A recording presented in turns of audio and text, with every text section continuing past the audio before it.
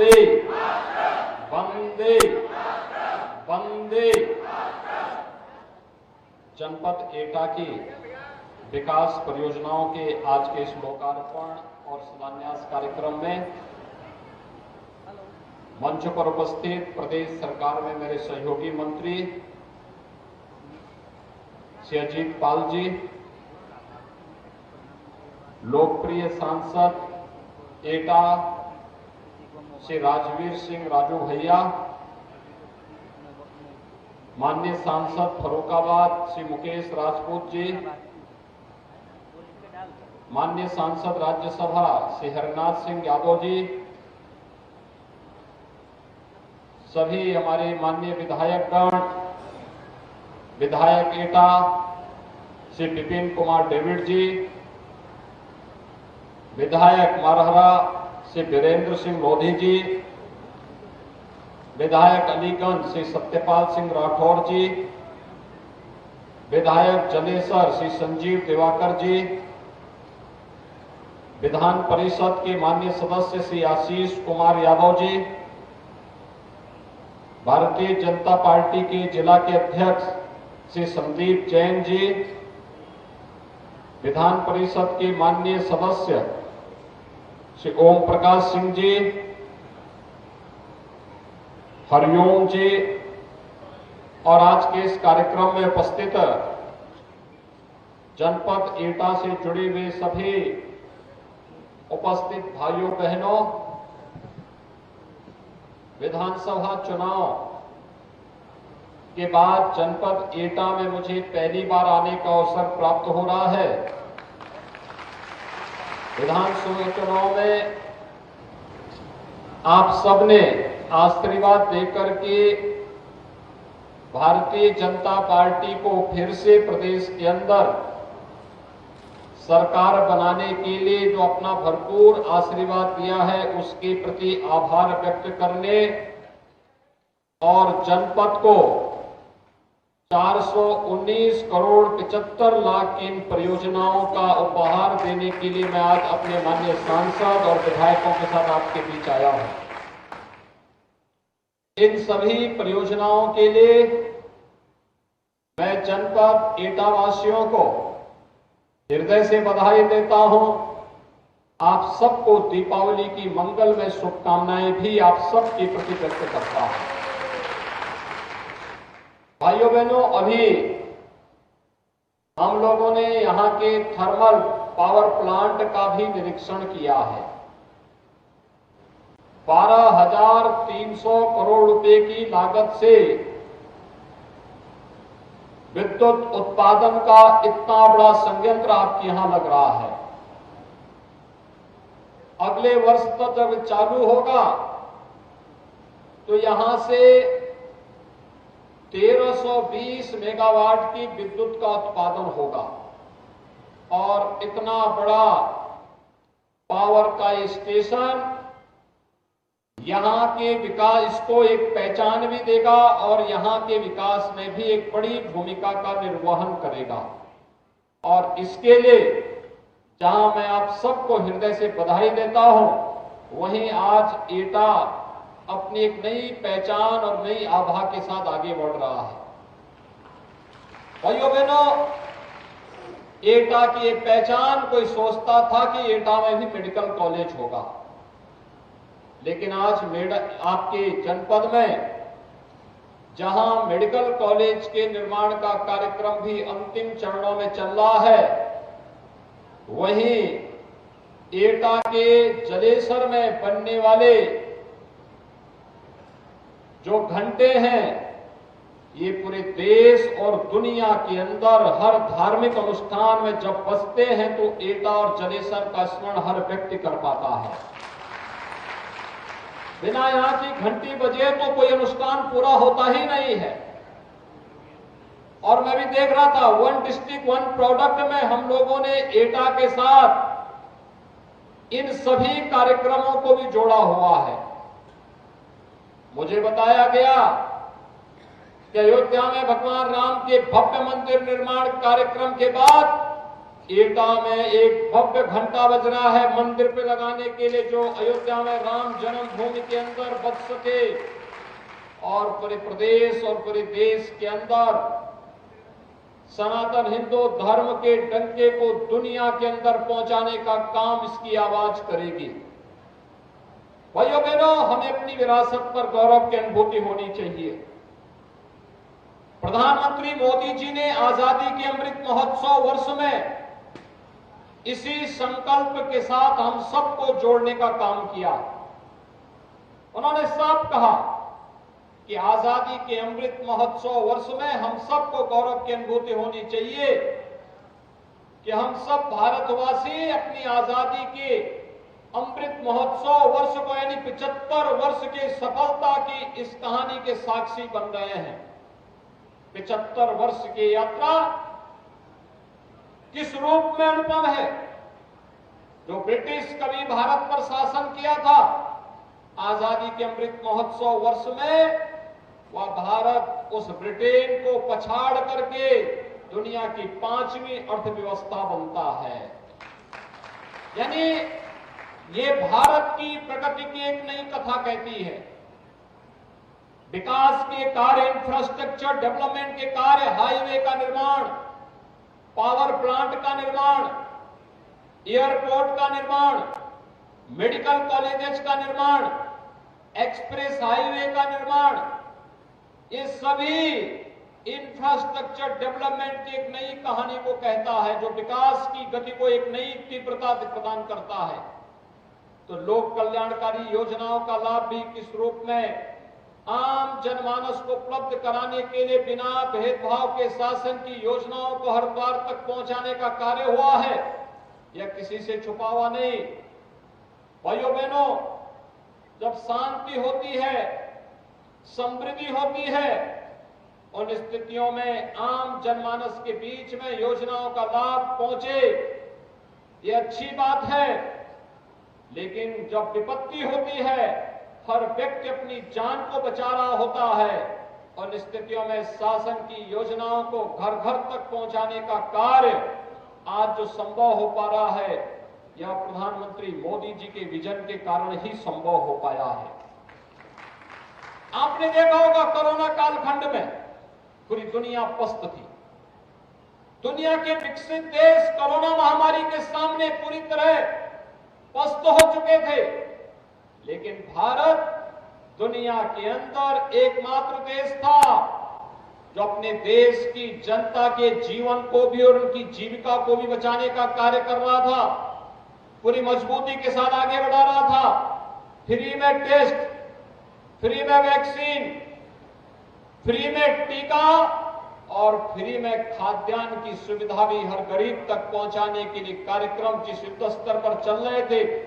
देश के अंदर 80 करोड़ लोगों को फ्री में खाद्यान्न, उत्तर प्रदेश के अंदर 15 करोड़ लोगों को फ्री में महीने में 2 बार खाद्यान्न उपलब्ध कराने का कार्य संकट के इस दौर में डबल इंजन की भारतीय जनता पार्टी की सरकार ने प्रदेश के अंदर उपलब्ध करवाने का कार्य किया। 200 करोड़ से अधिक वैक्सीन की डोजेज पूरे देश के अंदर फ्री में उपलब्ध कराई गई। तो उत्तर प्रदेश में 39 करोड़ वैक्सीन की डोजेज फ्री में उत्तर प्रदेश वासियों को अब तक उपलब्ध हो चुकी है। भाइयों बहनों, ये सभी सरकार की आम जनता के प्रति रचनात्मक और संवेदनशील व्यवहार को तो प्रदर्शित करता ही है, बल्कि बिना भेदभाव के शासन की योजनाओं का लाभ हर एक व्यक्ति तक पहुंचे, इन सब बातों को भी प्रदर्शित करने का एक माध्यम बनता है। आज जब मैं आज प्रातः यहां पर आया था देखने के लिए, मैं यहां पर इस थर्मल पावर प्रोजेक्ट को देखने के लिए आया था, क्योंकि कोरोना कालखंड के दौरान यहां पर एक समय लगता था कि अब ये प्रोजेक्ट कभी पूरा नहीं हो पाएगा, लेकिन हम लोगों ने तय किया है कि मार्च 2023 तक यहां पे पहली यूनिट अपना 660 मेगावाट की पहली यहां पर यूनिट अपना काम करना प्रारंभ करे।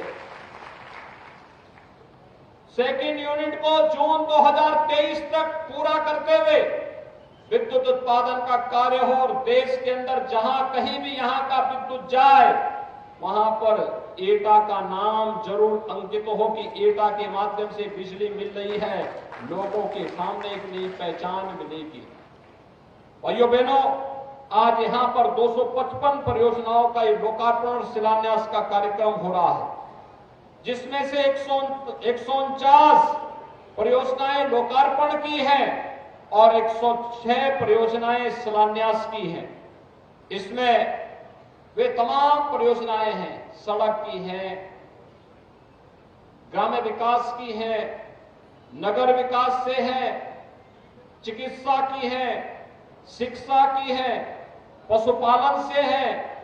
विकास की वे सभी परियोजनाएं जो आम जनमानस के जीवन में परिवर्तन का कारक बन सकती हैं, उन सभी परियोजनाओं को हम लोगों ने आज यहां पर आपके सामने लोकार्पण का कार्यक्रम किया।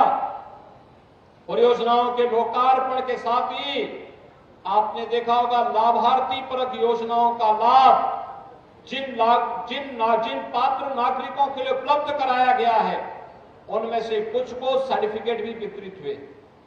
आपने देखा होगा युवाओं को स्मार्टफोन और टैबलेट उपलब्ध कराए जा रहे हैं। एक टैबलेट और स्मार्टफोन उत्तर प्रदेश के नौजवानों को तकनीकी दृष्टि से सक्षम बनाने की शासन की नीति का हिस्सा है। उत्तर प्रदेश इस मामले में बहुत समृद्धशाली है।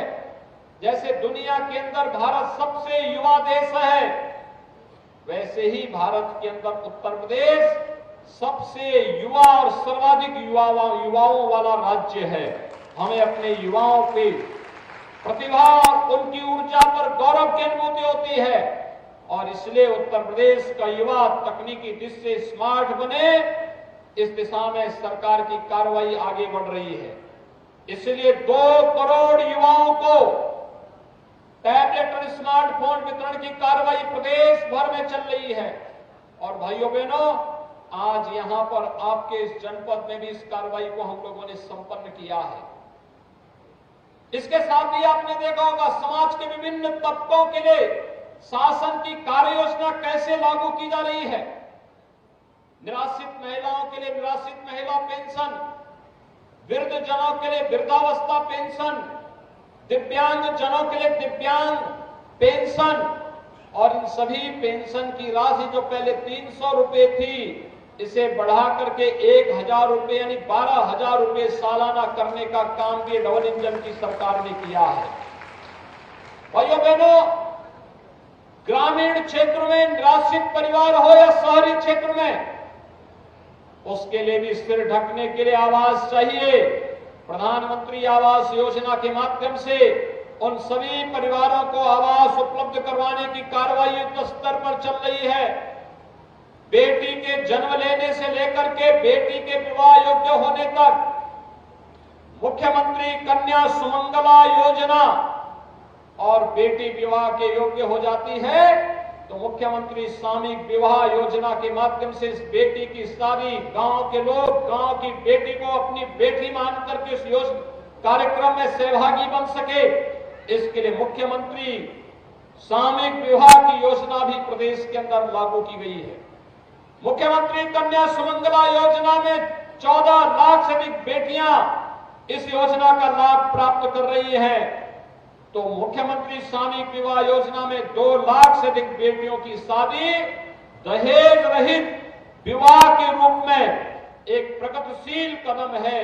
बेटी बचाओ बेटी पढ़ाओ के प्रधानमंत्री के आह्वान को जमीनी धरातल पर लागू करने का काम उत्तर प्रदेश इस रूप में कर रहा है। युवाओं के लिए अभ्युदय जैसी कोचिंग संस्थाएं संचालित हो रही हैं, जो उन्हें प्रतियोगी परीक्षाओं में सक्षम बनाने का काम करे। और उत्तर प्रदेश का युवा आज जब नौकरी में जाएगा, उसके साथ जाति मत मजहब क्षेत्र भाषा के आधार पर कोई भेदभाव नहीं होगा।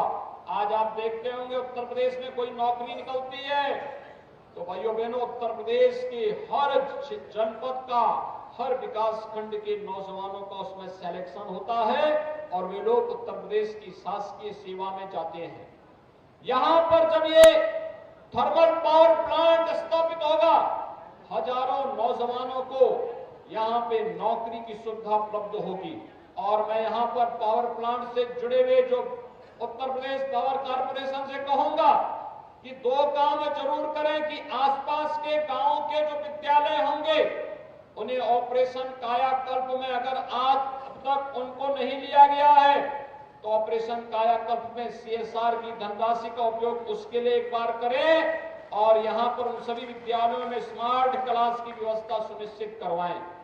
दूसरा, यहां पे स्किल डेवलपमेंट का एक सेंटर खोले। स्किल डेवलपमेंट के माध्यम से यहां के नौजवानों को आईटीआई और पॉलिटेक्निक के वे नौजवानों को स्किल डेवलपमेंट के माध्यम से यहां पर रोजगार और नौकरी उपलब्ध करवाया जा सके, इस विषय भी हमें इस कार्यक्रम को आगे बढ़ाना होगा और सीएसआर की धनराशि का बेहतर उपयोग अगर इस दिशा में हम लोग कर सकेंगे तो यहां के नौजवानों को आगे बढ़ने का एक माध्यम मिलेगा।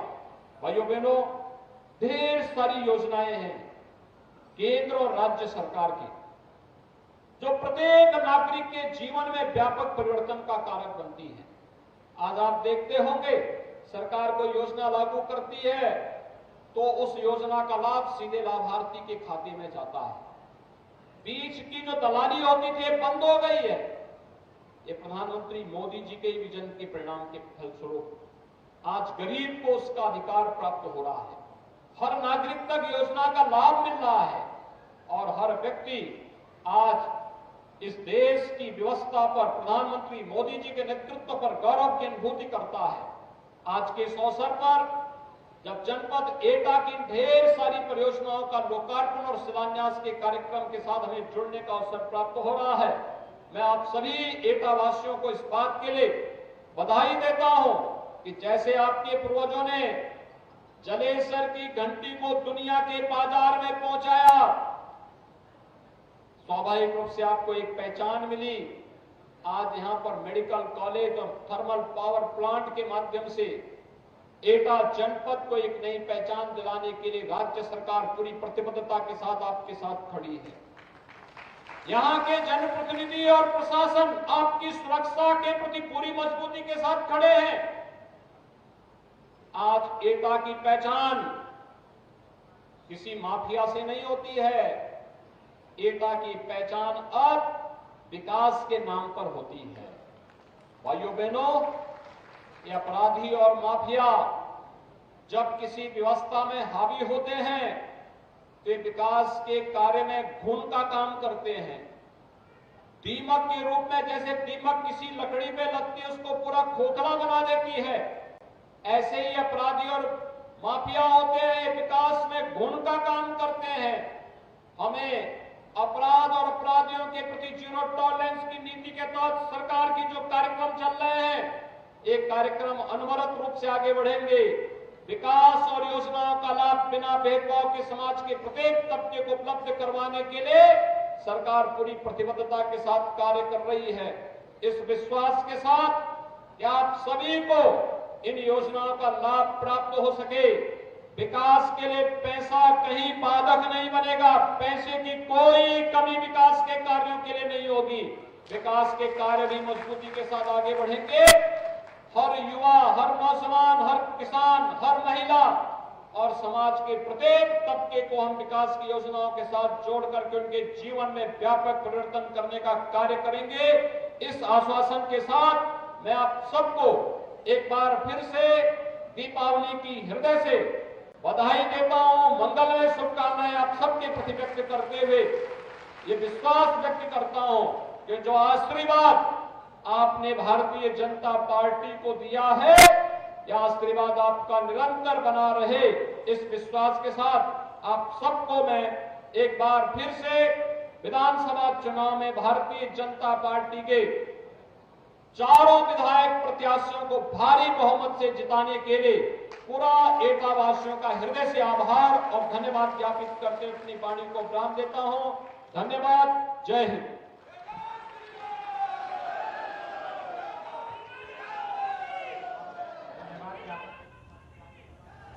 तो अभी आपने सीएम योगी आदित्यनाथ को सुना है। यहाँ पर सीएम योगी आदित्यनाथ ने दिवाली की बधाई देते हुए कई बड़ी बातें हैं जिसका जिक्र किया है। एटा में मेडिकल कॉलेज बन रहा है, गरीबों को योजनाओं का लाभ मिल रहा है और इसके साथ ही सीएम ने बिना भेदभाव के काम हो रहा है, इस बात का भी जिक्र किया है। सीएम योगी आदित्यनाथ ने कोरोना काल में जो बेहतर प्रबंधन देखने को मिला उसकी भी बात यहाँ पर की गई है। 149 योजनाओं का लोकार्पण हुआ है और युवाओं को टैबलेट मिल रहा है।